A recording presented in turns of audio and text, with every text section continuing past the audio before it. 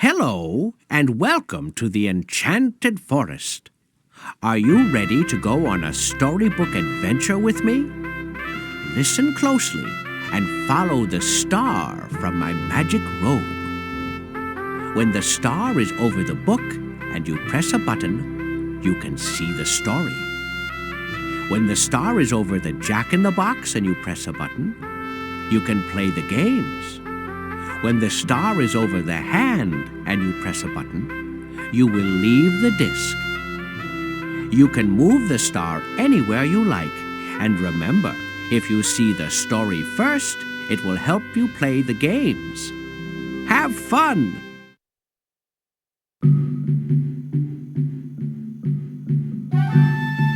Story. To stop the story, press a button and I will help you.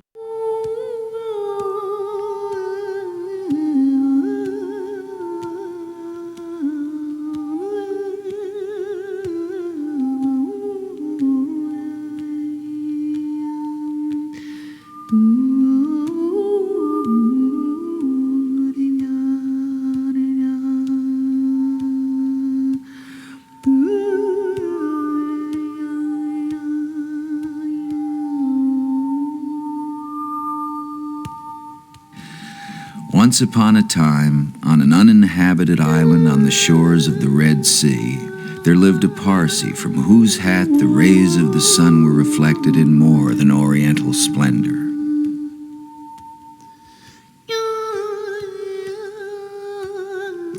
And the Parsee lived by the Red Sea with nothing but his hat and his knife and a cooking stove of the kind that you must particularly never touch.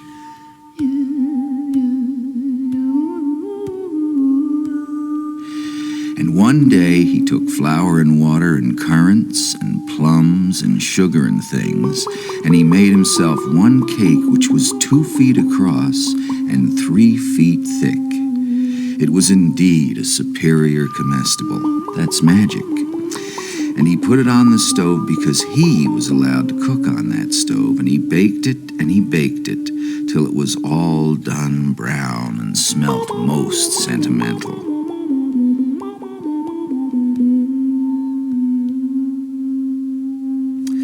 But just as he was going to eat it, there came down to the beach from the altogether uninhabited interior one rhinoceros with a horn on his nose, 2 piggy eyes, and few manners.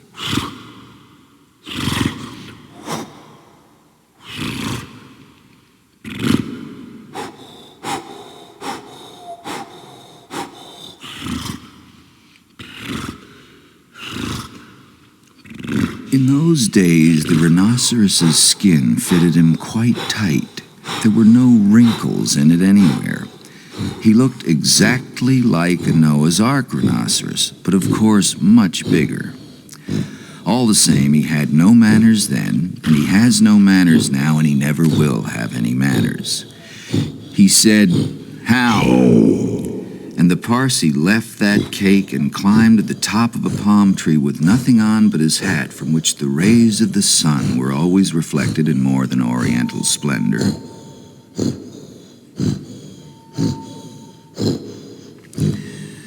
And the rhinoceros upset the oil stove with his nose, and the cake rolled on the sand, and he spiked that cake on the horn of his nose, and he ate it. And he went away, waving his tail to the desolate and exclusively uninhabited interior, which abuts on the islands of Mazandaran, Socotra, and the promontories of the larger equinox.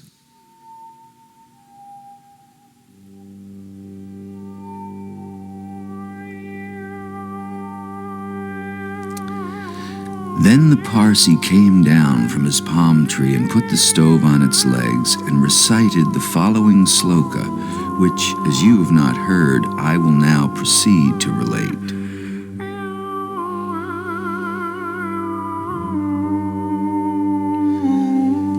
Them that takes cakes which the Parsee man bakes makes dreadful mistakes.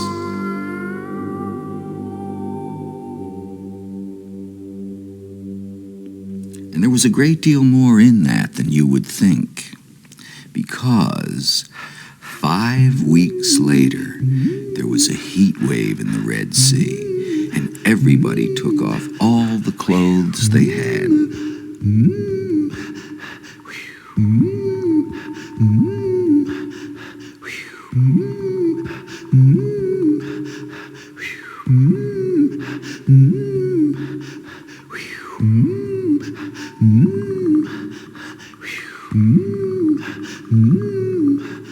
The Parsi took off his hat, but the rhinoceros took off his skin and carried it over his shoulder as he came down to the beach to bathe. In those days, it buttoned underneath with 3 buttons and looked like a waterproof.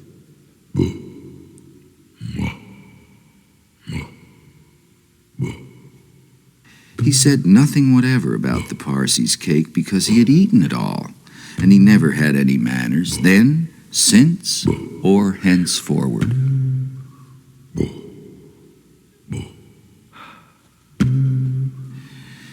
He waddled straight into the water and blew bubbles through his nose, leaving his skin on the beach.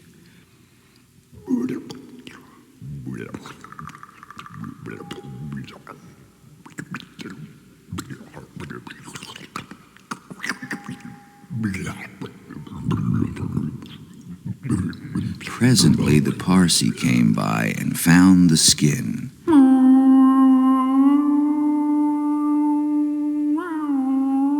He smiled one smile that ran all round his face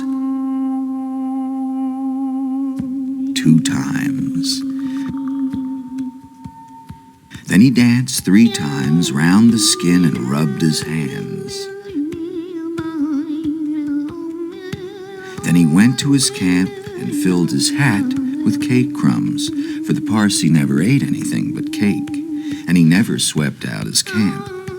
He took that skin, and he shook that skin, and he scrubbed that skin, and he rubbed that skin just as full of old, dry, stale, tickly cake crumbs and some burned currants as ever it could possibly hold.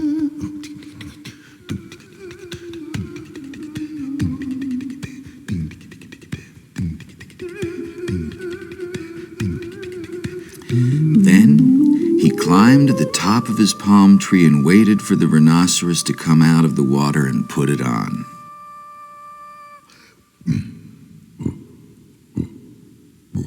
And the rhinoceros did.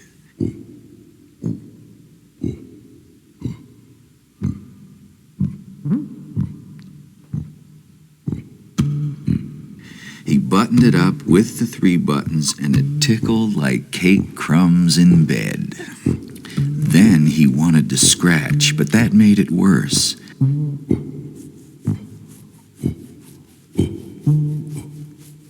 And then he lay down on the sands and rolled and rolled and rolled, and every time he rolled, the cake crumbs tickled him worse and worse and worse.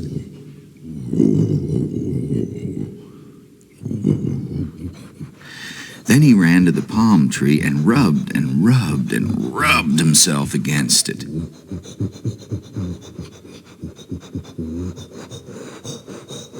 He rubbed so much and so hard that he rubbed his skin into a great fold over his shoulders and another fold underneath where the buttons used to be. But he rubbed the buttons off.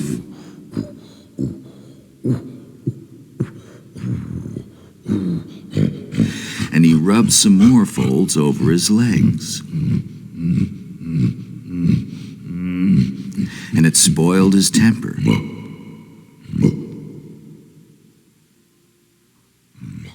But it didn't make the least difference to the cake crumbs. They were inside his skin and they tickled.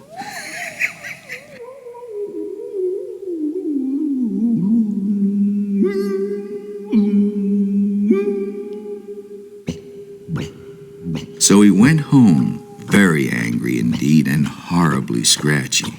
And from that day to this, oh best beloved, every rhinoceros has great folds in his skin and a very bad temper, all on account of the cake crumbs inside. But the Parsi man came down from his palm tree, wearing his hat from which the rays of the sun were reflected in more than oriental splendor, packed up his cooking stove, and went away in the direction of Orotavo, Amygdala, the upland meadows of Anantarivo, and the marshes of Sonaput.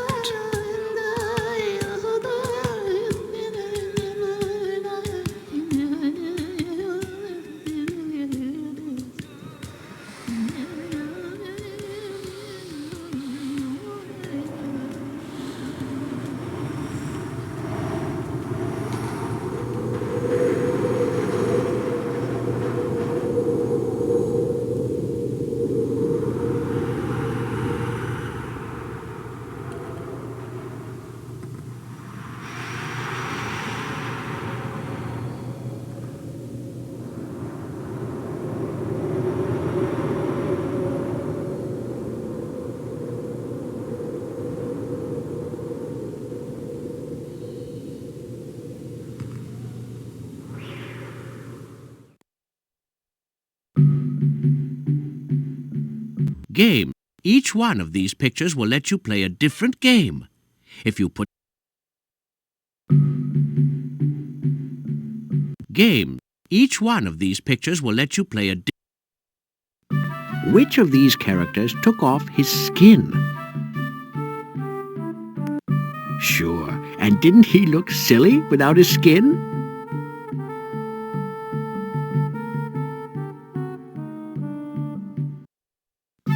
Which of these things would you most like to do? Which picture shows the... Look at these two groups. Which group has hats that are all the same color? Choose the cake that is different from the others. Look at these pictures carefully. Try to remember all of them.